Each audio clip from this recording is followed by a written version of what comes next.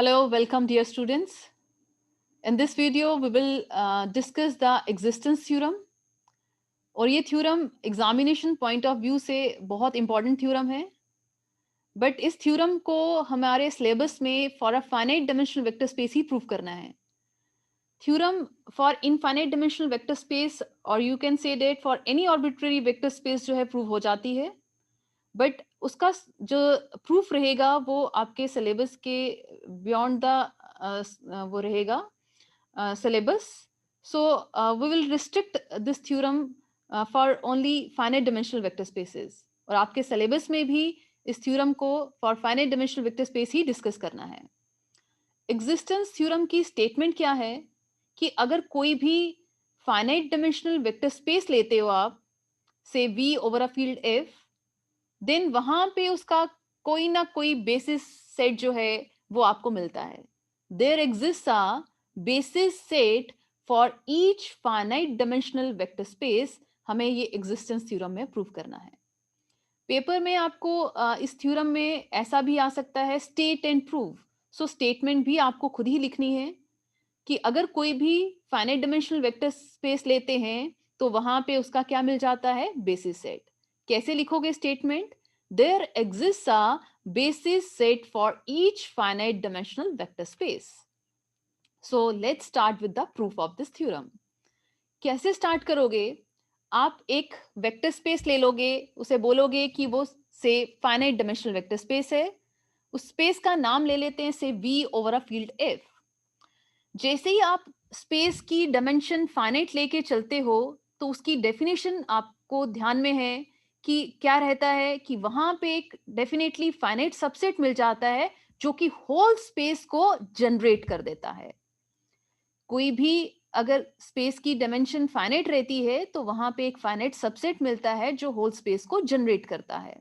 But इस theorem में हमें प्रूव करना है कि अगर स्पेस की डायमेंशन फाइनाइट है तो वहां पे बेसिस सेट मिलना चाहिए. क्लियर? सो हमने अभी थ्योरम को प्रूव करने के लिए प्रूफ के फर्स्ट स्टेप में क्या किया है, सपोज किया है V is finite dimensional vector space. जैसे ही लिखा V is finite dimensional vector space, आप अपनी स्क्रीन पे देख पा रहे हो, हमने उसकी फाइनाइट डायमेंशनल वेक्टर स्पेस की डेफिनेशन को यूज किया कि वहां पे कोई ना कोई फाइनाइट सबसेट मिलना था. हमने उस थ्योरम में उस फाइनाइट सबसेट का नाम क्या ले लिया, से S. उस फाइनाइट सबसेट के फाइनाइट नंबर ऑफ एलिमेंट्स हैं. वो सबसेट है V का जो कि होल स्पेस को जनरेट कर रहा है. या फिर आप कह सकते हो कि उसका लीनियर स्पैन फाइंड कर रहे हैं हम S सेट का, तो वो होल स्पेस के बराबर आ रहा है. अब ये तो डेफिनेशन थी just finite dimensional vector space की. थ्योरम में हमें करना क्या है? उसका जनरेटर नहीं ढूंढना है स्पेस का, हमें उसका बेसिस सेट ढूंढना है. जनरेटर मिल चुका है. अगर यही जनरेटर जो स्पेस को जनरेट कर रहा है, अगर वही जनरेटर इंडिपेंडेंट बन जाएगा तो वही सेट क्या बन जाएगा, बेसिस सेट. क्योंकि बेसिस सेट के लिए आपको एक सबसेट ढूंढना होता है स्पेस का जो स्पेस को जनरेट करे और साथ साथ में वो इंडिपेंडेंट सेट हो. हमें यहाँ पे स्पेस का जनरेटर मिल चुका है, बट वो इंडिपेंडेंट है या नहीं उसे हमें देखना है. अगर यही सेट इंडिपेंडेंट हो गया तो हम कह देंगे कि स्पेस में बेसिस सेट जो ढूंढना था वो मिल गया, थ्योरम कंप्लीट हो जाएगी. बट प्रॉब्लम कहाँ पे आती है कि ये जनरेटर जो मिल चुका है, इसके एलिमेंट्स के बारे में हमने नहीं लिखा है वो कैसे एलिमेंट है. फाइनाइट तो हैं, बट अगर यहाँ पे किसी एक वेक्टर की वैल्यू 0 हो जाती है, हमें मालूम है कि अगर सेट में किसी एक मेंबर की कंट्रीब्यूशन भी 0 के बराबर बनती है, किसी एक की वेक्टर की वैल्यू भी 0 के बराबर बनती है, तो वो 0 की इन्वॉल्वमेंट पूरे सेट को क्या बना देता है, डिपेंडेंट सेट. अगर तो ये सेट डिपेंडेंट बन गया तो ये सेट कभी भी बेसिस नहीं बन पाएगा और थ्योरम प्रूव नहीं हो पाएगी. इसलिए इस थ्योरम को प्रूव करने के लिए आपने सबसे पहले इसको लेके चलना है कि ये जो हमें सबसेट मिल रहा है जो कि होल स्पेस को जनरेट कर रहा है, क्योंकि स्पेस की डायमेंशन फाइनाइट थी, इस सेट में 0 की इन्वॉल्वमेंट नहीं है. क्योंकि 0 की इन्वॉल्वमेंट सेट को डिपेंडेंट बनाएगी और इंडिपेंडेंट नहीं बन पाएगा तो बेसिस कभी भी मिल नहीं पाएगा. सो हमने फर्स्ट लाइन में लिख लिया, without any loss of generality we can suppose here that all the vectors in the set S are non zero vectors. So है तो वो सबसेट है ना स्पेस का, जैसे मैं पहले ही बोल चुकी हूँ, आइदर इंडिपेंडेंट होगा सेट या डिपेंडेंट होगा। हो सकता है डिपेंडेंट हो, बट अगर जीरो ही लेते, डायरेक्टली डिपेंडेंट हो जाता है, तो फिर तो थ्योरम प्रूव ही नहीं कर पाते। अब उसके पास पॉसिबिलिटी है कि नॉन जीरो वेक्टर्स का सेट है, वो डिपेंडेंट हो सकता है, बट हमें चेक करना है, ठीक है। अब इंडिपेंडेंट भी हो सकता है, हम मान के चलेंगे कि वो इंडिपेंडेंट भी हो सकता है, डिपेंडेंट भी हो सकता है, दोनों तरफ से हमारा रिजल्ट रहेगा। अगर वो इंडिपेंडेंट हुआ एस सेट जो कि जनरेट कर रहा था, तो डेफिनेटली वो जनरेट भी कर रहा है सेट, इंडिपेंडेंट भी हुआ, तो वो सेट बेसिस सेट बन जाएगा। अगर वो सेट बेसिस सेट बन गया, तो हमारी थ्योरम यही थी, एग्जिस्टेंस थ्योरम, कि अगर स्पेस की डायमेंशन फाइनाइट है, तो कहीं ना कहीं उसका बेसिस सेट ढूंढ के दिखाओ। तो यही सेट जो जनरेट कर रहा था, यही सेट क्या बन जाएगा, स्पेस का बेसिस सेट, और थ्योरम कंप्लीट हो जाएगी। बट हमें दूसरा जो उसकी कंडीशन है उसको भी मान के चलना है। दोनों में से रिजल्ट इंडिपेंडेंट हो या डिपेंडेंट हो, हमें थ्योरम को तो कंप्लीट करना है। इंडिपेंडेंट के केस में तो थ्योरम कंप्लीट हो गई, बेसिस सेट ढूंढना था, यही जनरेटर जो था, यही सेट जो है स्पेस का बेसिस सेट बन जाएगा। नाउ हम क्या करेंगे, इसको कंडीशन को, दूसरी कंडीशन को भी देखेंगे, चेक करेंगे। अगर वो सेट डिपेंडेंट हुआ, एस सेट लीनियरली डिपेंडेंट हुआ, तो उस सिचुएशन में क्या होगा। डिपेंडेंट हुआ तो डिपेंडेंट के लिए हम एक तो जीरो की कंट्रीब्यूशन नहीं है, नॉन जीरो वेक्टर्स का सेट है, उसको कंसीडर कर चुके हैं। नॉन जीरो वेक्टर्स का सेट भी डिपेंडेंट हो सकता है, ये हमने फर्स्ट यूनिट में लास्ट थ्योरम में देखा था। वो थ्योरम ये थी, एक्चुअल में डिपेंडेंट के बहुत सारे रिजल्ट्स देखे आपने। एक तो डेफिनेशन है कि सभी स्केलर जीरो नहीं होते, कम से कम एक स्केलर की वैल्यू नॉन जीरो रहती है उनके कॉम्बिनेशन का, अगर हम कॉम्बिनेशन को अगर हम जीरो रखते हैं, वो तो बेसिक डेफिनेशन है। बट डिपेंडेंट पे बेस्ड हमने कुछ रिजल्ट्स पढ़े थे। मैं उसको जल्दी से आपको रिवाइज करवा देती हूँ। डिपेंडेंट का एक रिजल्ट था, अगर सिंगलटन सेट है, ठीक है, सिंगल एंट्री जीरो है, तो वो सिंगल एंट्री ही जीरो थी, जीरो की इन्वॉल्वमेंट हुई, सेट डिपेंडेंट हो गया। दो वेक्टर्स का सेट है, डिपेंडेंट कब होता है, जब वो दो वेक्टर्स कॉलिनियर होते हैं, या फिर आप बोल सकते हो कि किसी एक वेक्टर को दूसरे के स्केलर मल्टीपल की हेल्प से लिखा जा रहा है। फिर इसी तरीके से तीन वेक्टर्स का सेट लीनियरली डिपेंडेंट कब होता था, जब उन तीन में से कोई एक मिलता था जिसे बाकी दो मेंबर्स के लीनियर कॉम्बिनेशन की हेल्प से लिखा जाता था। इन जनरल इस थ्योरम को आप ऐसे भी बोल सकते हो, फाइनाइट वेक्टर्स वाला सेट डिपेंडेंट कब होता था, जब उनमें से कोई एक वेक्टर की रिप्रेजेंटेशन रहती थी बाकी सभी वेक्टर्स के लीनियर कॉम्बिनेशन की हेल्प से, ठीक है। फिर हमने जो लास्ट थ्योरम की, उस थ्योरम में हमने देखा था वेक्टर्स, फाइनाइट वेक्टर्स का सेट डिपेंडेंट कब रहता है। उस केस में वो वेक्टर्स का जो सेट लिया था वो नॉन जीरो वेक्टर्स का सेट था। तो उसी थ्योरम को यहाँ पे हम यूज करेंगे। Non zero finite set vectors का है, वो डिपेंडेंट अगर होता है, तो उसमें भी वही है कि उसमें एक वेक्टर मिलता है जिसे बाकी वेक्टर्स की हेल्प से लिखा जाता है, बट उस थ्योरम को थोड़ा रिस्ट्रिक्ट किया था। उनमें एक ऐसा वेक्टर मिलता है फर्स्ट वेक्टर को छोड़ के, बाकी कोई भी एक वेक्टर हो सकता है फर्स्ट के, अगर आप छोड़ दो बाकी सभी वेक्टर्स की बात करो, तो उनमें से कोई एक वेक्टर ऐसा मिलता है जिसे उसके प्रोसीडिंग वेक्टर्स की लीनियर कॉम्बिनेशन की हेल्प से लिखा जाता है। फर्स्ट वेक्टर को नहीं बोल सकते क्योंकि उससे फर्स्ट वेक्टर से पहला कोई वेक्टर आता ही नहीं है, सो उस केस में रिप्रेजेंटेशन पॉसिबल नहीं होती है। सो हम उसी थ्योरम को यहाँ पे यूज करेंगे। वो थ्योरम की स्टेटमेंट क्या थी, नॉन जीरो वेक्टर्स का सेट था, फाइनाइट सेट था, वो लीनियरली डिपेंडेंट कब होता है, जब उसमें किसी एक वेक्टर की वैल्यू मिलती है जिसे हम उसके प्रोसीडिंग वेक्टर्स के लीनियर कॉम्बिनेशन की हेल्प से रिप्रेजेंट करते हैं। बट वहां पे हम एक पॉइंट लिखते हैं, वो फर्स्ट वेक्टर फर्स्ट को छोड़ के कोई भी हो सकता है, या फिर आप कहते हो कि वो वेक्टर टू से लेके, अगर आप एन एलिमेंट्स की बात कर रहे हो, तो वो टू से लेके nth एलिमेंट तक कोई भी ऐसा वेक्टर मिल सकता है। सो उसी डेफिनेशन को यहाँ पे यूज करेंगे। अगर तो सेट एस, देखो हम कर क्या रहे थे इस थ्योरम में, इस थ्योरम में फाइनाइट डायमेंशनल वेक्टर स्पेस थी, तो उसका बेसिस सेट ढूंढना था, कहीं ना कहीं उस सेट स्पेस के अंदर उसका बेसिस सेट मिलता ही मिलता है। तो हमने जैसे ही बोला कि फाइनाइट डायमेंशनल वेक्टर स्पेस है, उसी की डेफिनेशन लगाई, उसका फाइनाइट सबसेट मिल रहा होगा जो स्पेस को जनरेट करेगा।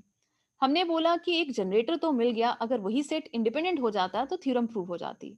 तो हमने वहां पे एक जो रिस्ट्रिक्ट कर रहा था थ्योरम को प्रूव करने के लिए, वहां पे एक कंडीशन यूज कर दी कि इसके सभी वेक्टर्स को नॉन जीरो ले लो, क्योंकि अगर हम जीरो लेते हैं तो वहां पे वो डिपेंडेंट रहेगा, तो थ्योरम प्रूव नहीं हो पाती। ना तो वो खुद इंडिपेंडेंट बनेगा, कहने का मतलब ना तो वो खुद बेसिस बनेगा, ना ही उसकी हेल्प से हमें कोई बेसिस मिल पाता।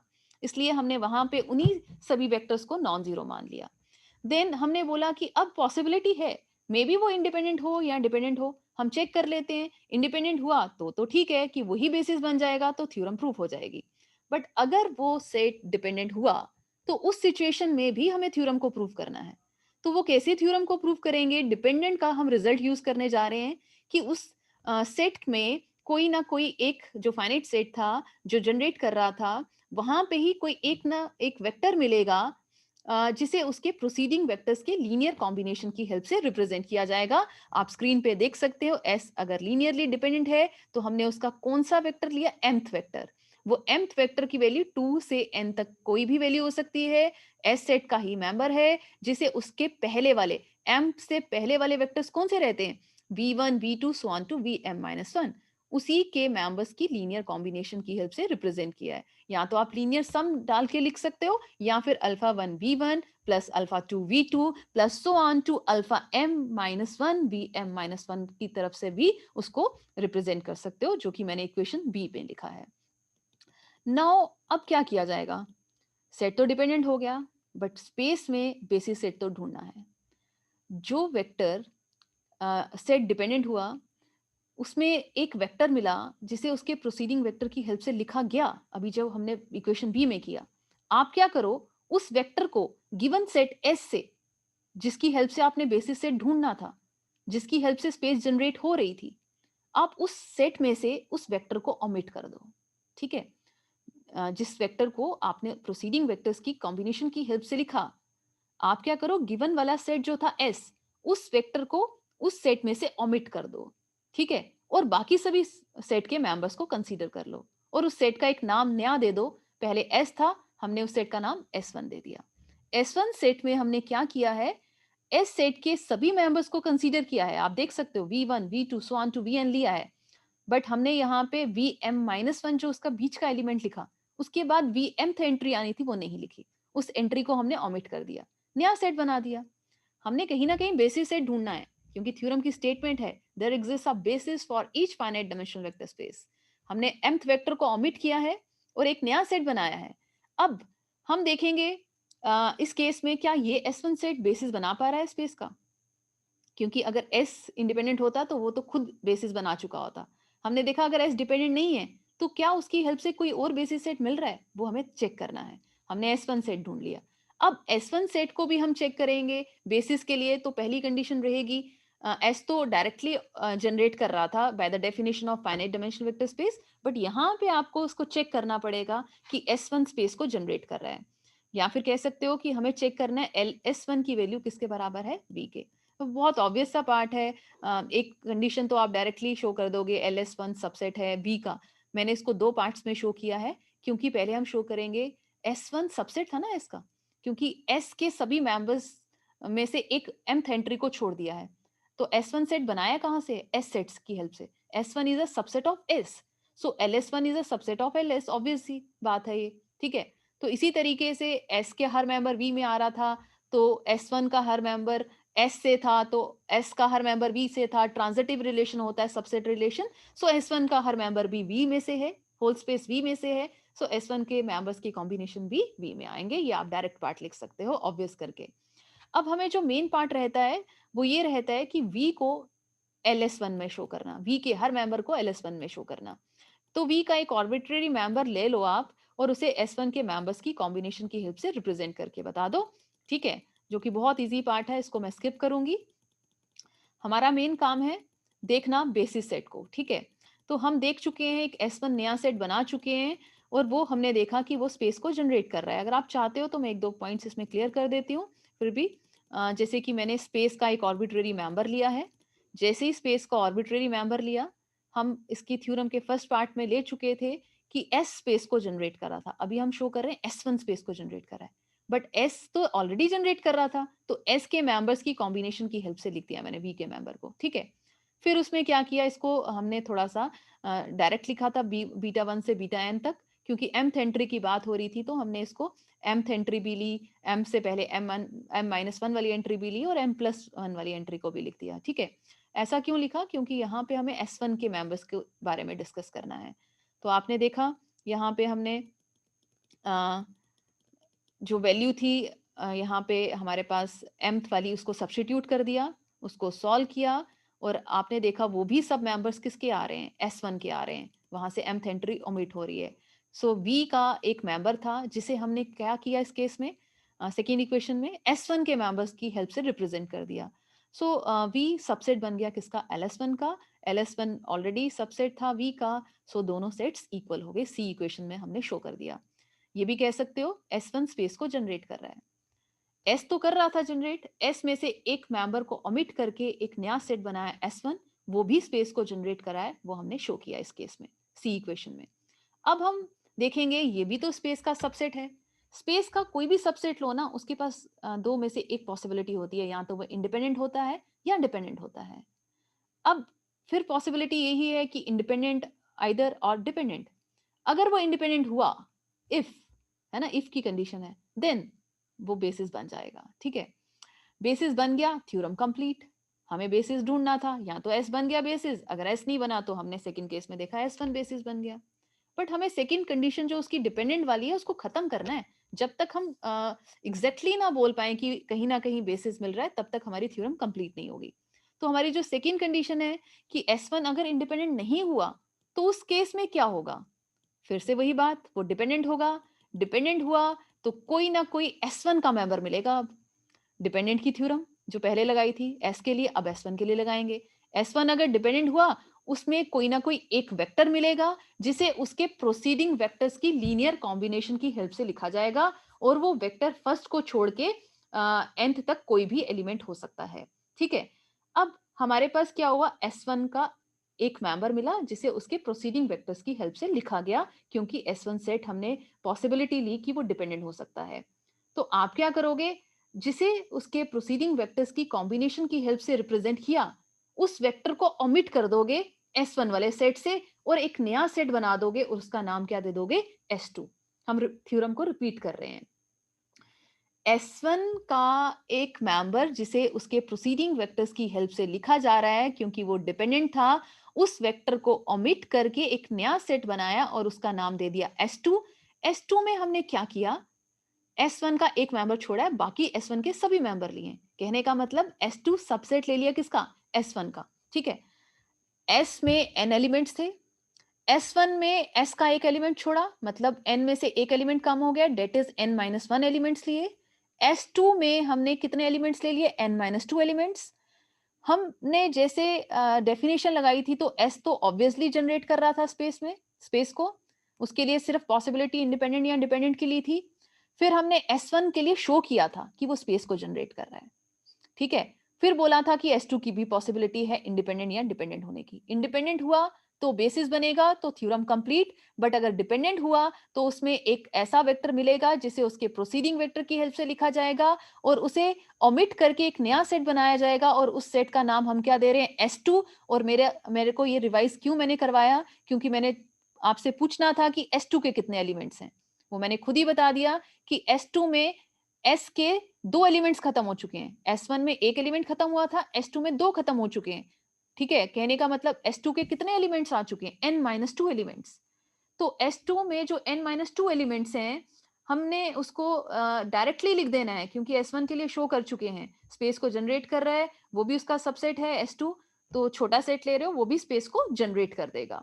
LS2 की वैल्यू किसके बराबर आ जाएगी, V के।